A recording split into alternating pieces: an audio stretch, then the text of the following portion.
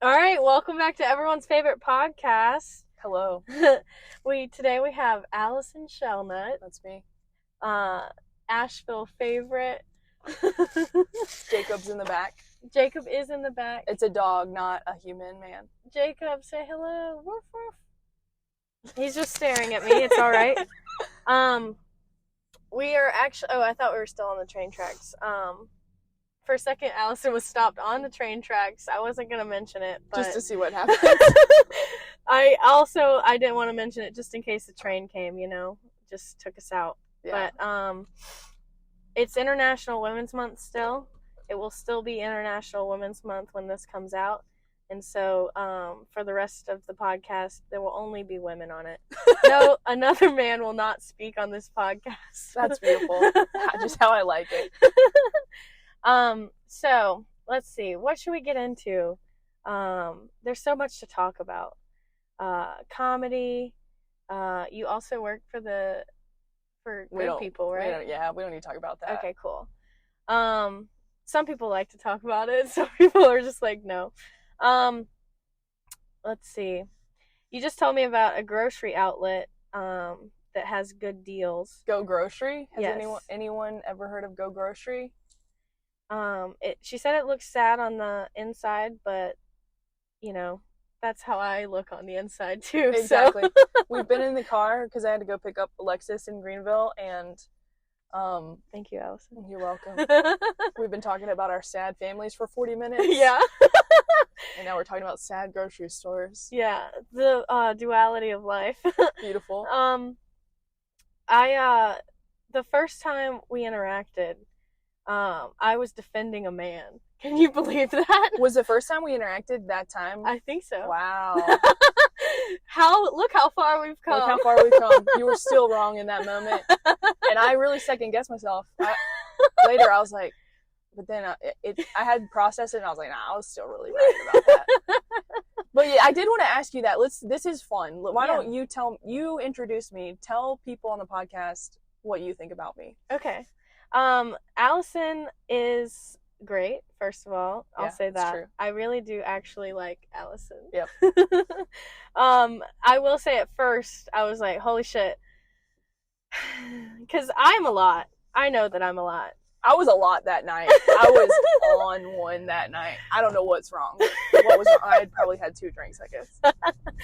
I am a big believer in, like, sometimes, like, especially, like, just people that are passionate or just have a lot of, there's a better word for it, but, like a fire underneath their ass, I guess. Like, they're either going to be best friends or enemies. So when I met you, I was like, we're either going to be buddies or we're not going to like each other at all. So I'm glad that we are buddies because I would not want you as an enemy. Oh, that's so funny because I kind of thought the same thing a little bit. I was just like, that interaction didn't go very well. But this does seem like somebody that I would like, but they just said some bad, wrong opinions. Yeah. But in a way that was pretty much just challenging me, which is a good thing to do. Yeah. So, really mixed emotions. I know. I tend to bring up mixed emotions in most people. Same. They don't really ever know what to do. Okay, so what was the tipping point where you're like, all right, we're like going to be real good buds now? Let's see. I think... Because I kept coming back to Odd and like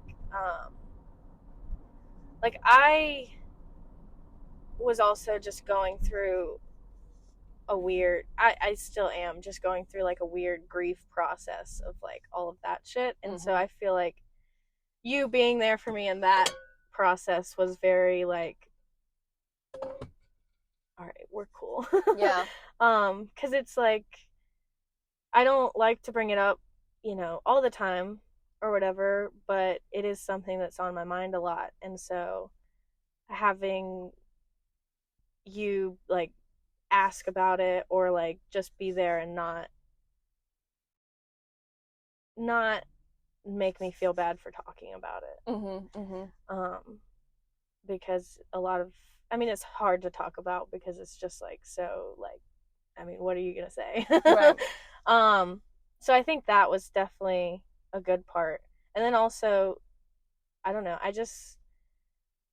I am a big person. Like, if I respect someone, I want to be their friend. Mm-hmm. So like, I respected you from the moment I met you. I was like, damn, this girl. I almost said bitch. So We can say it because it's women's right. month. Okay, yeah, cool. International Women's Month. Hell yeah, fucking take that, March.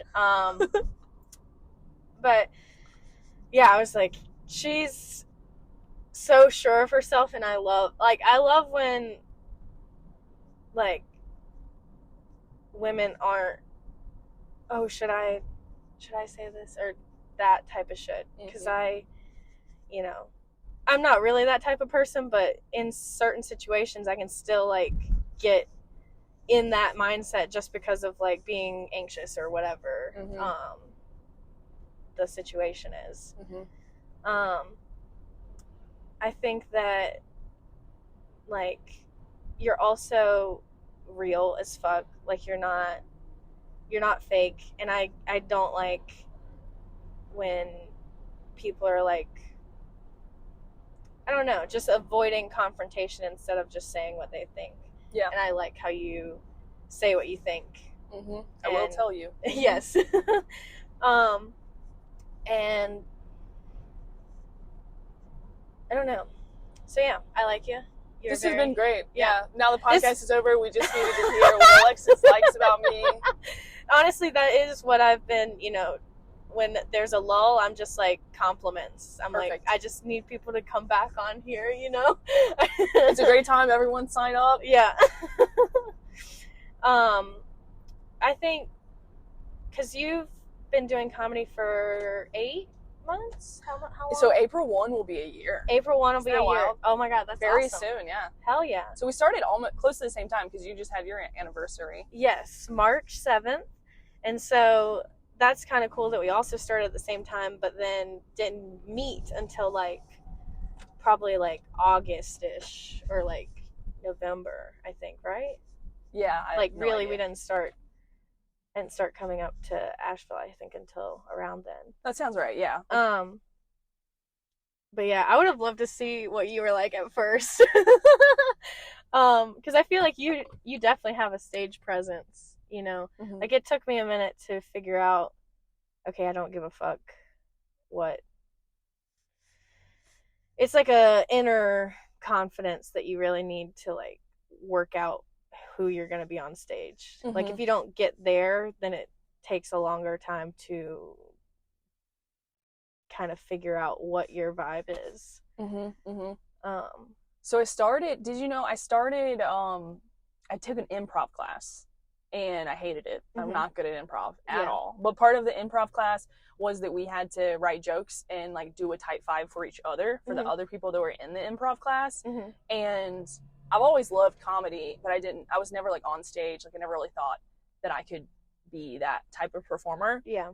But I did it for the class and I was like, oh, I can do this, you know? Right. And so then I started going to mics, and I have recordings I have voice notes, like recordings from the very beginning. Yeah. And I'll go back and listen to them. I have the first time that I ever went to the Odd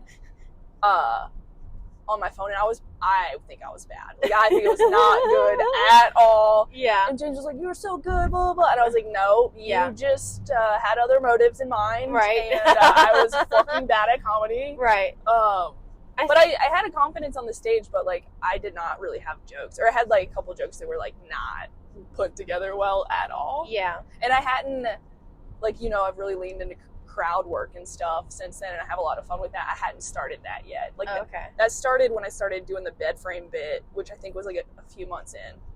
Yeah, I remember that one. Like the first time I saw you do that, I was like, oh my God, this is hilarious. And also my ex/roommate was also going through not having a bed frame at this point because we had just broken up. Heavily relatable. Yeah, so heavily relatable. I was like, yeah, it is an epidemic.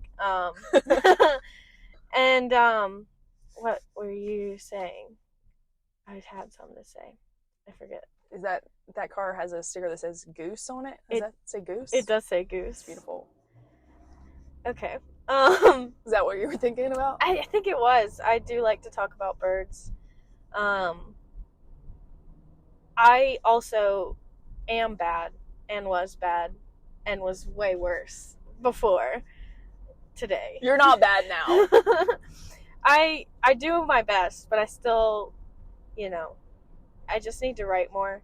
But I think that, like, listening back to some of, like, 3 months in, I'm like, oh my Jesus Christ. I know, it's embarrassing. It literally, like, kills a little part of my soul each time I listen. But I have to, because, like, I feel like it's also, like, performing, probably of any kind. It's kind of like an ego trip. So you have to, like, kill your ego, but also, like, have confidence. So it's like, okay, I do feel good, but also, like, let me go back and remember what it was like when I wasn't good. Yeah. Because if I forget that, then it's going to start being the same thing. Like, I'm going to start being bad because I think I'm too good. I don't know, though, because I think you have to think you're at least a little bit good or you're not going to do it. You're not going to try. Yeah. What is your, I like to know, like, what are people's why? Like, why did you want to do it from the beginning? From the beginning? Yeah. So I lived in Columbia, dropped out of college, kind of have always had, like, existential problems, like, why do anything? And I moved to Greenville. I was like, didn't know anyone really. I just knew my boyfriend at the time, and so I was like, it's a clean slate of people. If I'm going to try to do this, which I had thought about doing it, like, in Columbia, but I was like, you know, just a pussy or whatever. Or we can say that because it's International Women's right. Month. Thank you. And so I moved to Greenville, didn't know anyone, and I started going to open mics by myself. I didn't even let Kadir come. I don't think I would have done it. I didn't know anyone, and I think that was a big perk. Like, I wouldn't want to start this in front of my friends. Right. And so I started going out, and I didn't, like, talk to anyone or anything. I just started, like, going to the Monday open mic at Coffee Underground, and just watching. And I was like, some of this is funny, some of this is, like, insanity, and then some of this is, like, I feel nothing, which is, I think, worse than feeling bad or good. Who's to say? Who's to say? But anyway, and so I was like, okay, I'm gonna do it. And so I just kept going, but I didn't sign up until one day I was in the, like, little theater. There were, like, a couple people in there. They're all talking. I started talking to them, and one lady's like, okay, well, I'll flip a coin, and, like, you can pick, and then if you get that one, then you sign up. And I was like, okay. And so she was like, heads or tails? And I was like, tails, because I'm an ass man. And then it was tails, but I honestly don't really know if it was tails because I didn't look at it. She just said it was tails. Good. So, you know, it could have been a lie that started the comedy. You need that push, yeah. But I feel like I needed the kind of, like, stranger peer pressure just to, like, do it. And then I, like, just talked about how my virginity was technically statutory rape. Wow. What was the age difference? 14 and 19. Same. It was my 15th birthday. Same. Wow. Same. Amazing. I had just turned 15. Literally, it was my birthday. And I don't know if you know this, but a lot of people do know this, that, like, I have a real big sensitivity about, like, the gender and age dynamics piece. I will regularly lecture a dude comedian on these things. Right. And it's, you know, something we work on. We're working on in therapy. But there's a root of it. Yeah. There's one root of it. There is. It's called Some Happened. It's called He Should Have Known Better. Yes. That's going to be the name of my special. He should have known better. Oh my god. No, but I kind of had a similar push at, like, the first mic that I went to after I had taken that class. They used to have a mic at Ginger's Revenge, the one, like, in the River Arts District. And I had shown up and I was just planning to watch. And my roommate went with me, and I had Jacob with me, my dog, and it was a Melissa Mike. It was and Katie was hosting, and they both like pushed me to do it. And I was like, I'm not gonna do it. And I remember a few people were there. I think Christian was there. I know that Mario was there, and then there were like a couple people that like I have not seen since then. And I'm like, good, because they're not good, you know, at all. Yeah. But it was fun, and I was like, oh, okay, like I guess I can actually do this. But I don't think I would have done it had there not been other people. Like, how did you feel after? Because I feel like even though like it was bad, my first time was bad, and like I got laughs, but like I think they were like, you know, supportive laughs. When I got off stage, I've done drugs. Like I have never felt the way, like, the rush of it. The rush, and also just like, holy shit, like something I said resonated with a group of people. And like I feel like that is like the really cool part about comedy, is like we are so different. Like I think you and me are very different and also similar in a lot of ways, but like across comedians we are all so very different. And that's like the beautiful part of it, is like how each person like does. Oh my god, boiled peanuts. Fuck. That was just a pickup truck on the side of a road under a bridge that we just passed everyone. And we're in North Carolina, thank you very much. Right on the other side of the line. But yeah, like right after, I was just like, I don't know. That is like, I feel like what feeling I have felt has been what I've been looking for like my whole life. Because I've definitely, you know, I had God for a little while, and then I was like, oh shit, that's not real. And then, you know, I did drugs, and then I was like, oh, well, that's gonna ruin my life. And then, you know, it's just like the only thing that I feel like helps me cope with like a lot of stuff that has made me feel bad for a long time. And like, I would say I'm probably the healthiest I've ever been. And like, it's not, I hope that it's still like or, you know, gonna go up more. But it's like the healthiest coping habit that I think I've ever had. Yeah, I think that's powerful. For just a lot of stuff. That's the type of like the type of comedy that I've always respected, is the type of comedy that's like storytelling, gets into something that people typically don't have a great capacity to talk about. Like, like the grief stuff, like the hard stuff. If you can talk about those things in a way that's like funny and makes at least one person in the audience feel seen, I think that's really powerful. I really respect that a lot.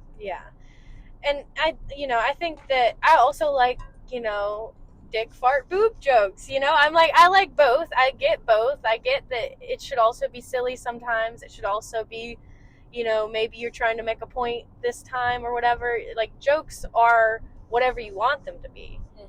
But I do really like the jokes that I have that let me talk about the stuff that I feel like either I can't talk about, like just to, you know, the guy at the grocery, like how do you bring up grief or like dealing with a family structure that, you know, makes you sad, or like all that stuff. I like figuring out how to package it in a way where it's like digestible and in a pleasurable way. Like digestible, not just like, I don't know. Yeah, exactly. And I think it's really brave to try that. Like Mark Maron's been talking about this. His new special is a lot about grief, like the loss of his girlfriend. And he talks about like, it's the risk that one needs to take in order to have that type of content in their comedy is just much more. It's just braver in a lot of ways than some of the low-hanging fruit jokes. Right. And there's just it just really like debunks all of the bullshit about like we can't say anything. It's like, actually you can say almost anything. Like, Right. that's the point of it. That is the point. Yeah. No, I agree almost like 100% on that, because I hate you can't say this, you can't say that. I think that if you can figure out a way to make a nuanced, like, observation or position or whatever it is, the joke, like, you can literally say whatever you want. But if you're just like literally obic, any of the obics, like, and that's the punchline, is you're just, oh, I'm scared of this frightens me. That's not a joke. That's just you being afraid of something because either you want it for yourself or you just don't know anything about it and you're being ignorant. Yeah, exactly. Yeah, and my big thing is like, if it's your lived experience, then that's fair game. You know what I mean? And you can joke about that's been a big learning curve for me. Cause like what you're saying, like people are there for different reasons, and I need to have tolerance for people that are there for very different reasons than me. And I also need to accept that like everyone doesn't need to understand the reasons why I'm there. Like, right. Some of what I do is going to resonate with certain people, and if it doesn't resonate with other people, then like it's not for them. And as long as it's not causing any harm, then I think that that's all well and good. Yeah. I have struggled a lot with just like trying to figure out how to no one wants to be an asshole, but also in comedy, I feel like comedy is the misfit. Comedy is the outcast, like the scene in general. It's like the fool, whatever. So it's like some of these people, I've never met anyone like them. I don't know how to deal with them. And I'm just like, I don't want to be mean or malicious or anything like that, but also just because we have the same hobby doesn't mean that I have to go to your house or, like, there's different levels of niceness. And I'm just trying to figure out how to be on like as close of a level with everyone, to be a good part of the community, but also I'm just like, I can't invest in everyone. Like, I have to invest in myself first because I have a lot of self-worth issues. So I'm like, I can't even be around people that are like always negative or like just the mindset of people around you will affect your mindset. And especially doing comedy, it's like you have to prioritize like making sure that your mindset is good and healthy and not hurting you or anyone else. And part of that for me is figuring out how to be nice, but also like a little bit maybe reserved or like just not as a big of a character, I guess, in like big groups of people. Yeah, and it's like, I think for me, like you kind of talked about this earlier, like comedy is for really important is a really important practice in like owning my voice and owning like authenticity. And so like you said, like being real is a priority for me. So all that is true, and I want to be a good community member, but I'm also not going to go out of my way to make someone feel welcome that I think shouldn't feel welcome, that I think is like actively causing harm or making situations less safe or more dangerous for someone else, or just someone who's just like doing toxic ass shit that I don't want to be a part of. Like, I'm not going to go out of my way to make you feel welcome if I don't think you're part of like the culture change that I want to see in comedy. And I think that upsets some people, but it's like, what's really nice about the scene in Asheville is that is very few people. Like almost everyone is at least like 50% on the same page with like what the culture should be and what, or like work towards. And just like being supportive and not like cutting each other down, and also just like kind of holding space for our audiences in a way that's respectful. Yeah. You know, I think the people who cause the most harm are the people who come in, stay for a short period of time, and then leave. Yeah. Because they have this idea that it's a space where they can say some fucked up shit that they don't get to say somewhere else, and they don't have a deeper why. Right. Yeah, and I think that, you know, everyone doesn't have or need to have the same reason for doing comedy, and I think you can have other reasons than the one that I said or the one that is your reason, and it's just as valid. But I think that the people that get in it to just be able to say, oh, I can say I want to fuck my sister, right? And I can't say that at church. Jesus Christ. Yeah. It's like those people, you know, they exist too, and it's like, I agree. You have to figure out how to hold space, but also not let it drain your soul. Yeah, exactly. And it's like, I'm not. Someone else can listen to. Those are some lessons that I really had to learn in advance. Is like, I don't love the stereotypes of like some of the stereotypes that we perpetuate, mm-hmm. you know, but a lot of them are like true, right? Like a lot of people are coming to this because they do have stuff that they're working out, mm-hmm. and they have like more complicated family and personal stuff going on. Yeah. Not everyone, but like it is common that I'm going to come into contact with people, and also there's alcohol involved a lot of the time. Yeah. Like people who are not doing well, or like who are not like super stable, and right. If I'll let them, they'll talk at me for 20 or 30 minutes. Yeah. You know what I mean? And I don't have the capacity for that. And right. It's hard because I'm a very curious person, and I like am interested in having like real deep talks with people.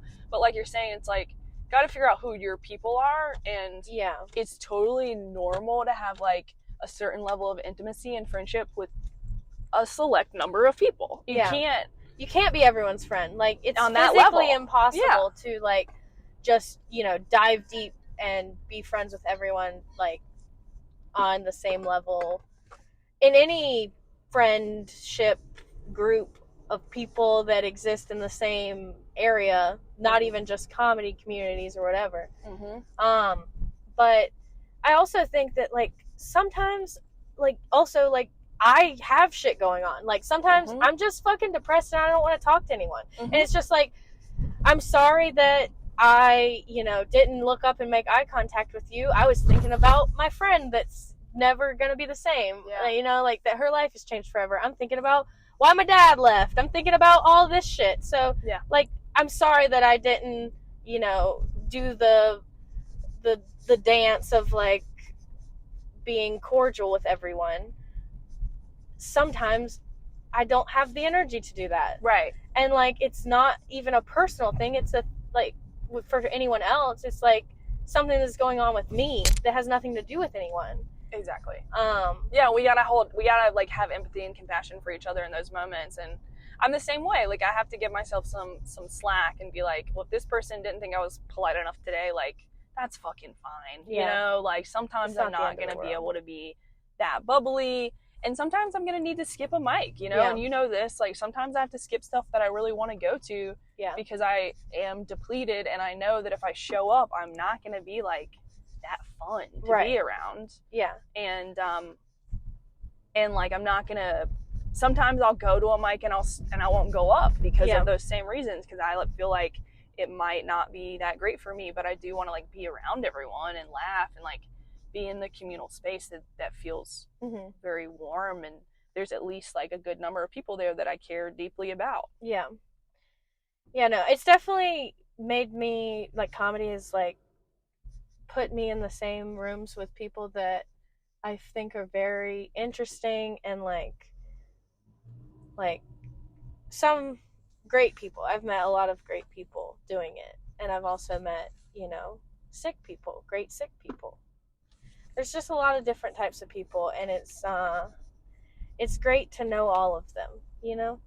In a very genuine way. Like, even the people that I'm not like the biggest fans of, I'm like, there's a reason that you exist, and there's a reason that I exist, and so Yeah. At the end of the day, like, I'm not gonna let things that I can't control